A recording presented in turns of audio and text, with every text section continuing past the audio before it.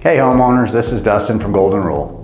Did you know changing your HVAC filter can make a huge difference in your home? A dirty filter can crank up your energy bills and cut down your HVAC's lifespan. But even worse, it could circulate dust and allergens in your home. Let me show you how easy it is. First off, you'll want to locate your filter. For most of you, it's in the return air duct or somewhere near your furnace. Got it? Great. Now turn off your HVAC system before doing anything. Pull out your old filter and take a look. If it's covered in dust and dirt, it's time for a new one. A dirty filter makes your system work harder, using more energy and possibly reducing its lifespan. Now make sure you get the right size filter for your unit.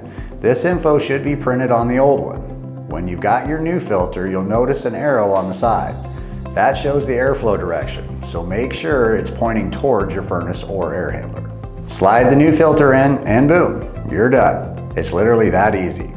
Try to do this every 1 to 3 months depending on your home's air quality and if you have pets.